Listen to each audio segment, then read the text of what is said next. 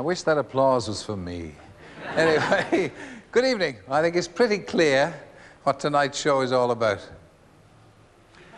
So, why don't we just meet the fellow himself? Please welcome, ladies and gentlemen, Paul McCartney.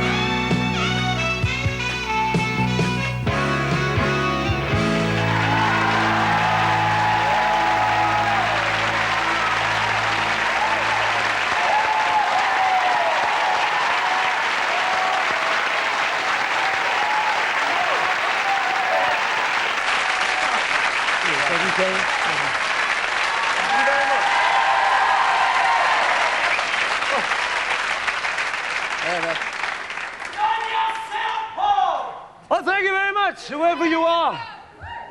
It's all right, just my mother. God save all here, barring the cat. Oh. Aye.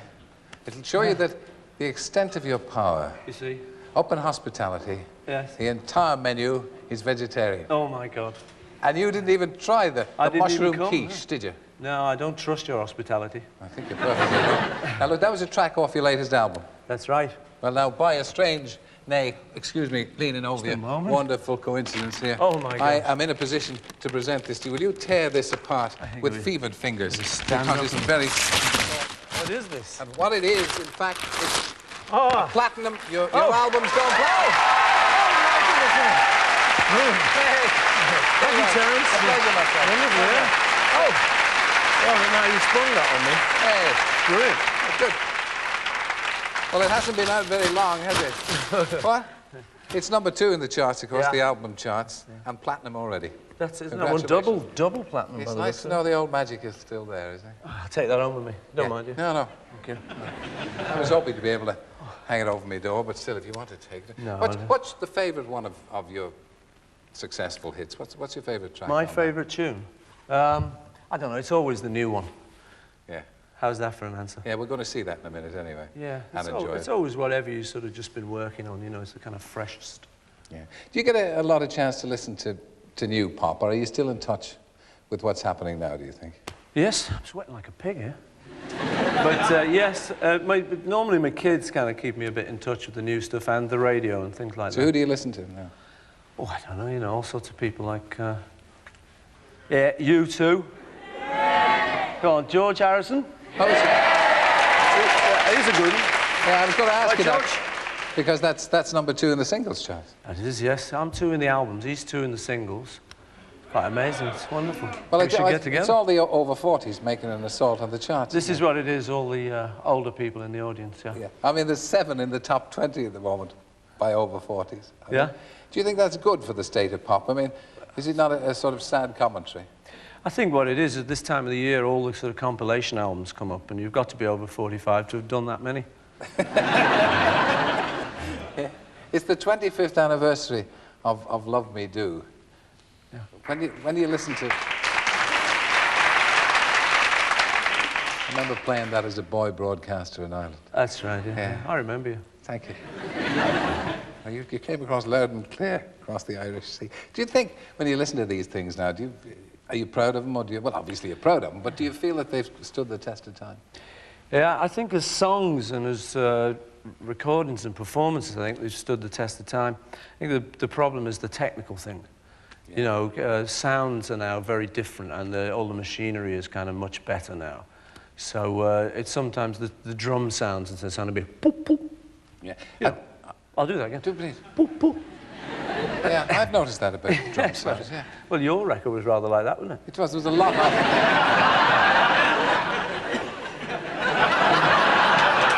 I was going to say there was a lot of poo-poo on. The Beatles released on CD this year, and I think George was saying that he was unhappy for that reason, that you were saying that that's not the way he remembered the record. Some of the brass was a bit too forward and all that. Yeah. But you were happy with those? Well, I mean, I was happy as you can get, you know, because it's the new medium, CD, and that's what people want to buy in. Yeah. So you can't sort of say to them, you can't have it in CD. You know? Are you happy with new techniques in recording? You know that it's all got a bit tricksy now, hasn't it? Yeah. There's a lot of complication. Yeah. Myself, I think it's going to change. You know, I think you'll get the kind of techno business with all the machines and the computers and stuff, and that's developing. A lot of people use it. But I think you're starting to find a lot of people wanting to have a real drummer now, and real voices and sort of real bands playing. I think it's probably come back the other way, you know, like fashions go in circles. That's obviously why you like groups like you too, because they can play. That's what I like. I like all the bands who can actually play, you know, like Simple Minds, U2, UB40. You know, I think they can actually get up there and sing. But I don't know. I don't think I told you last time I was on. I hope not, anyway. They'll cut it if I did. I was working in the studio, and there's a group there who's very into this techno stuff, and the bass player was up in the hospitality room, and he got the call, you know, come down and do your bass part. So he said, great, you know, it's your big chance, go on, go have fun, you know. So he goes down, he's back up in about 4 minutes. We said, well, that was quick, you know, must have got it in one take. He said, they only wanted one note, donk, and then they put it in the computer. Yeah. He's been studying all those years to go, donk. But I think it is returning, you know, to a bit more performance and stuff. As you say, U2 and stuff, they're a little bit less computerized. I think the last time you were here, we talked about your youth and the hard time you had and all. Kind of, many of us were in tears throughout. So I'm not going to drag you through that again, but I just thought, when you went to school, when you were in school, you didn't go up to your careers officer ever and say, when he said, well, what do you want to be, McCartney? I want to be a singer-songwriter. No, I didn't. No, I wanted to be a teacher. At the time, it was the only thing I had the qualifications to be. You know, so that was what I was looking forward to. You were a bit of a being, disappointment to the school, I imagine, because they thought that you would do better academically, didn't they? Well, you know, they do that on everyone's reports. Could do better, see me. Yeah. But I went out to Hamburg, and we were earning the princely sum of £15, which, as you remember, Terry, was a lot in those days. And I was so sort of chuffed to be earning £15. I wrote back to my headmaster of this kind of grammar school, quite good grammar school in Liverpool, very good grammar school. And I wrote back, dear sir, you know, I'm sure you'll understand, I'm in Hamburg playing with a group, but we're on £15 a week, so stuff you. Yeah. Do you wish in a way that you'd pursued any kind of academic career or become better qualified academically? Not really. I mean, what's strange happened to me. In school, the only thing I was really good at was like English. I had a really good English literature teacher. And he kind of got me onto that sort of vaguely poetic thing. You know, I mean, you're like that. You like words. Yeah. You like to sort of play with that. I'm interested in that. And funnily enough, what happened with me is with working with John, we've sort of, in a way, become known as the sort of poets of our generation, you know. So I've sort of done it a little bit. I got into literature without meaning to. Yeah. You know what I mean? You and John both loved words, the creativity of it. The lyrics, as much as as important as the music to you. Yeah, I think so, you know. Yeah, you'd say a lot if you get it right. Do you come from a musical family? Your father used to play, didn't he? No, he used to play piano and trumpet till his teeth gave out. Not his lip, no, his teeth. It was his teeth that was the big problem, yeah. Can't play a trumpet. He had a hard time, though, hadn't he, really, because your mum died when you were very young. Is that... must be a great regret to you that she didn't see you succeed. Yeah, that is one of the sort of big regrets, really. And, well, you know, when you have kids, too, that she didn't know how the kids turned out and stuff. But my dad sort of kind of made up for it. You know, he sort of overdid it. You know, he'd be super proud kind of thing. You know, be in a restaurant and he'd just be he'd nudge me, say, "Don't look," he said, "they've spotted you." that table's got you, they've got you. Smile over here, smile. Go on, son. So he made up for it. With his wide experience of the piano and the trumpet before his teeth gave out, I mean, was he a great source of advice to you? Oh, yeah. I mean, it's a story I tell, you know, people might have heard it a bit, but we used to write in the back room of our house in Forthland Road in Allerton, Liverpool. And Dad would be in the living room watching the telly, you know, and we'd be in the back room writing She Loves You and stuff. And John and I came out, we'd done it in the evening, and we used to try it out. And my dad said, how do you like this? She loves you? Yeah, and played it all. He said, very nice, son. He says, very nice. He said, but there's enough of these Americanisms around. Couldn't you sing She Loves You, yes, yes, yes? No, Dad, you haven't quite got the idea, you know. But when the Beatles finished, it must have been a very hard act to follow. Did you quite know where you were before you started Wings?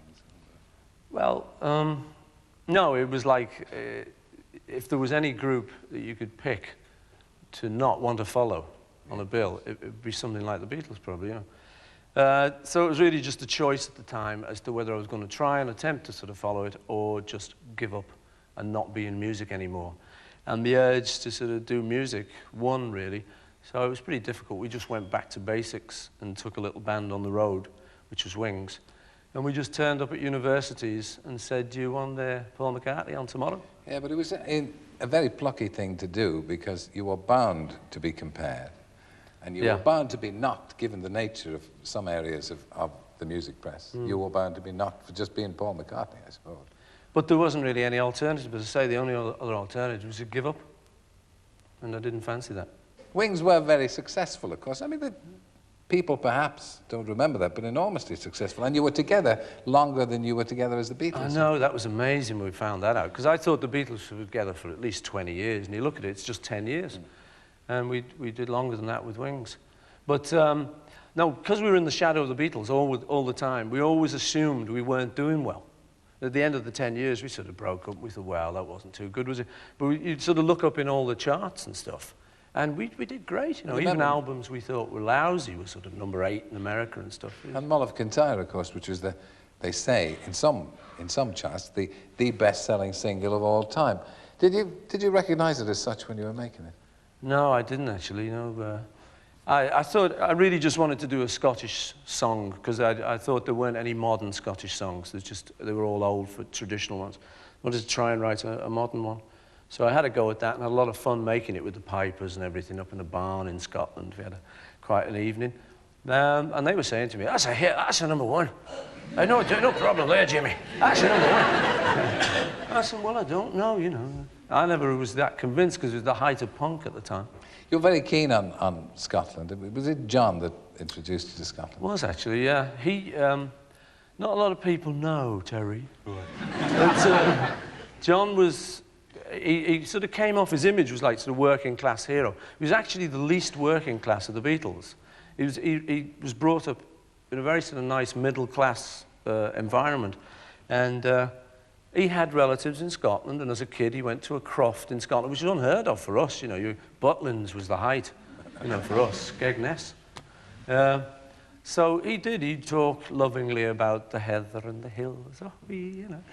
And I sort of got a feeling about it, and eventually I ended up buying a farm up there, and I really love it now, you know. Okay, well, we do have the new video. I think this is the first time anybody's seen Paul McCartney's new one. Once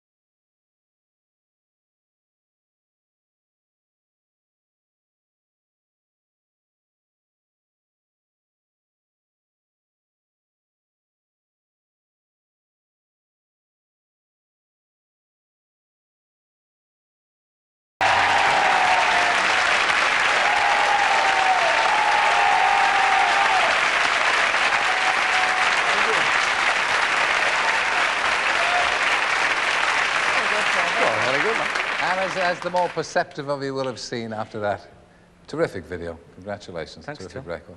Ta-ra. Joined by Linda McCartney. Welcome, Linda. Thank you, Terry.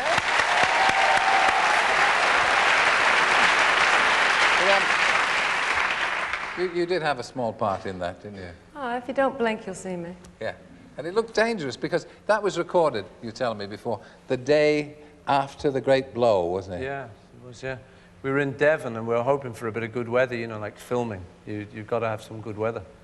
And I was stuck on the top of that rock, you know, and they just had this hurricane. Dead dodgy. Yeah, but you see, that's possibly your pig-headedness, isn't it? I mean, you've got... Thanks a lot, Terry. Well, no, well, come on. You could have postponed it. You could have postponed it by a day. Now, come on. Well, you couldn't. No, you've got your film crew there, and they've all come down to Devon for 2 days, you know, and everyone's booked. Like Nigel Kennedy, who's on fiddle, he couldn't have done any other 2 days, so... You had to risk life and limb. Well, you see, it's showbiz, Terry. It isn't very exciting. You're slipping into a Welsh accent there. I'm going into the sort of little Irish touch there. Well, no, this is, if you're... Honestly, your father would be very proud of you. Because Jim is an Irishman, isn't he? Jim, well, our family's supposed to go back to Ireland, yeah, you know, Yeah. pretty soon. And if they didn't go back years ago, they're not going back now. Linda, Yeah. your family, often confused with the people who make the films, aren't they? Eastman Kodak is supposed to come from, which is why people say, no wonder she's a successful photographer. She's a member of the Kodak family. So, No a relation. foul and... No, it's funny, I never even thought to pick up photography because of that. Yeah. Yeah. Looking at that video, it's black and white, a lot of lovely scenery. It's just the kind of stuff you take, isn't it? Dramatic. It is, it was very like Scotland, I must say. It's a place where that stag, you know, the stag that went up on the roof, that they say didn't feel fear, right? He was happy up there. That's where that was. I would have liked to photograph that. Did you study to be a photographer, or did you just show an early flair? No, I didn't study. I just was encouraged by somebody to take up photography. If you hadn't, you wouldn't have met Paul, is that right? Probably not, you never know. Could have been a good move. Yeah. Yeah, quite. Can't always be lucky. Yeah. So, No comment, no comment. so did you meet him while taking photographs of him, or pretending to? Well, I was in England taking photographs for a book, and I thought I'd like to photograph the Beatles and Stevie Winwood, who's a great favourite of mine. And we happened to meet down in a club. It's one of them. He flung I pulled himself. her down a club. He flung himself. There you go, you know. Yeah. Fancy sitting here? What do you think? I bet you weren't impressed at first, were you? Not Go on, really. go on, Yeah, go on. I was quite impressed. Well, We were seeing a great band at the time, so we were all pretty, great, yeah. Yeah. I think we should have a look at some of your photos because, again, you kind of, being married to Paul McCartney, it's very easy to live in the shadow, isn't it? Did you feel a necessity to break out? No, I'm not really worried about that living in the shadow. You know, I love life and I'll just have a good time, shadow or no shadow. Yeah. Do you encourage Linda to go out and do this stuff herself? Yeah. No, it is true, you know, because she's my wife. Some people do look at her and sort of think, oh, it's the only reason people look at her photos is because it's the wife of the fella. But she's a really good photographer. One of the best, I reckon.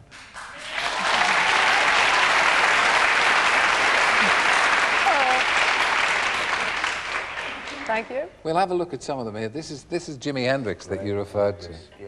The wonderful Jimi Hendrix. Great. And where did you take that? I took that in Central Park, where they had some outdoor gigs, and it was the first time he ever played America. And he's my hero, Jimmy. Greatest guitar player ever. Yeah. Now, we were talking about this earlier, and Paul was saying that you actually, it's your horse, and you put it in there and let the daisies grow around it. Absolutely. It took 7 years to do that photo. You kept feeding the horse, and so the daisies grew more smartly. Yeah. That's lovely. That is one of your own animals. Yeah, he's an American Indian pony, what they call an Appaloosa. Yeah. And he's lovely, and he's such a friend that I love wildflowers. So when I saw that field, I rode him over there, and I said, all right, stay, boy. Not sit, boy, stay, boy. And he actually stayed there, and I had a 10-8 big plate camera, and click the picture. I was going to ask you, I had Norman Parkinson on here, the great photographer, and he was selling sausages, really, was what he was doing. But he was... I'm a vegetarian, don't talk to me about Sorry, sausages. right? We do have this mushroom quiche upstairs. It'd be very good to, yes, we'd like to try and push that off on you if possible. Have you got a doggy bag? Listen, I'm trying to talk about Norman Parkinson Oh, here. that's right, yeah. It's a stick from Michael Being Parkinson. Irish DJ. Oh, Sorry, Cecil over Parkinson. to you, Terry. Anyway, Norman Parkinson. No. he said to Ladies me, and gentlemen. he said to me, Norman Parkinson said to me, and it was a revelation. He said, when you're taking a picture, in the old days it used to be, get the sun behind you, you see, and take the picture with the box brownie. And he said, no, he said, always take your pictures into the sun. And that came as an enormous revelation. Have you any little tips for photographers now? I think follow your instinct. One thing, I never crop photographs. When you look through, make sure it's the picture you want. And just take pictures if there's enough light or not. Let's have a look at another one then, because we're going to... Swans. Yes. I know a swan when I see one. Where was this taken?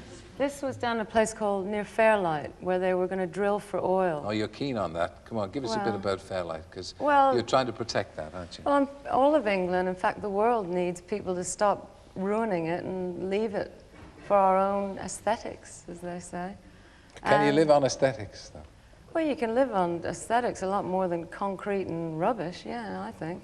Yeah. You know, I think people are much happier with nature than they are with all the trees being cut down and the big trucks moving in, and somebody's making money and it's not the people, that's for sure. Are you committed to that in the same way, Paul? Yeah, at that particular place where the photo is, there were going to be 36 of these nodding donkeys drilling for oil, you know. Don't think that really improves the view, you know. No. Is he... Nodding donkeys? Are you a keen photographer? Do you do all that stuff? No, not really. I'll leave that to Linda. She's much He's better good, than I though. am. Is he? It's natural. You stand up for him all the time, do you? Can we not Well, get... we like each other, Terry. How many years are you married now? I don't care. And you still like I each don't other? care, yeah. I don't know. Do you like each other better now? I don't know about Not the better. same. What do you reckon? Should we tell him? Nah, Nah, no way. We're on telly. Why are we going to tell him? No, don't give anything away. Nah. Yeah. No. You're both very busy people. I mean, you with the music, the photography, the various things that you interest yourself in. Did you, as your family were growing up, did you get much time to give to your family? How important a absolutely. priority is that to you both? It's a big priority. That's one of the reasons I think we don't sort of tour the world all the time, you know. And I mean, obviously I could be off and doing the world tours and stuff, but with kids you've got to give them some time, you know. That's one of the problems of showbiz is not just showbiz, politics and stuff, you know. There's always these politicians, they're always speaking in the House and stuff, and it's the House of Parliament, not their own house. And get a lot of problems at home, you know, because of that kind of stuff. So we do try and be there, if possible. Do you have any rules for bringing them up? Are you the kind of parents that would put them in a corner and lecture them or tell them what you wanted them Not to me. do? Did he? Was he a bit more Not old-fashioned? really, no. I mean, you know, you get the moments where you're sort of telling your kids something, going, yeah. Yeah. Yeah, Dad. Yeah, Mum. You know what kids are like. You've got a few yourself. Yeah. We love them. We love being there. I mean, my kids are my best friends, really. You know, they're very, no, but they're great. I know. The question they always ask me, and I'm saying. the question they always ask me, and it must be much, much worse in your case, is with a name like McCartney, it must have been very tough for him. For the kids, yeah, you know, there's nothing you can do about that. No. You know, you're stuck with it. You are in showbiz and you're in the sort of public eye. But, you know, I think the kids learn to stick up for themselves, you know, quite early on. And they take a little bit of stick at school at first, but then it eases off. And the one fella who's always going, yeah, McCartney, Mulligan time, yeah. he eventually, you know him, you've met him. Yes, that's my son, yeah. I was just saying it is a tribute to you both as parents that your family are up there looking in. They're up there. Yeah. All right, They kids. just didn't stay at home to watch the television. They've come along to see it. Yeah. Is there anything specific you'd like to achieve? I'll ask you both in the next 20 years. You've achieved so much.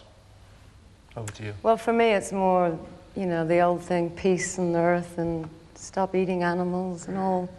You know, things that are a bit embarrassing because I seem a bit cranky, but it's really what I'm interested in. Yeah. You know. Yes, vegetarians can often be portrayed as cranks, but I don't think... That's I one of just the- love animals and I don't believe in eating them, that's all. You know.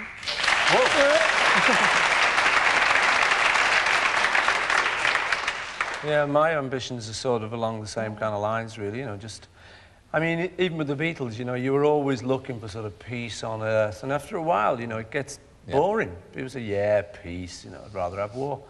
But I mean, you know, it's more exciting, you know. Yeah. But, you know, so that's what we kind of keep chundering on about. And you get people like Geldof, you know, and they do great things. You, children in need, you know, that's what's to do in life, I think. There's still a lot of that. And have a laugh and have a bit of a song along with it, you know. Well, we thought perhaps you would give us a bit of a song. Yeah. Cute. Good idea. What to do that? Paul and Linda McCartney, ladies and gentlemen.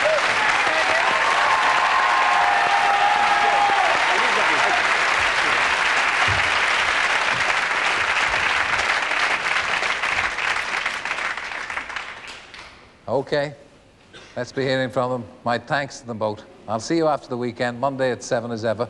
Before that, Paul and Linda McCartney, and listen to what the man said.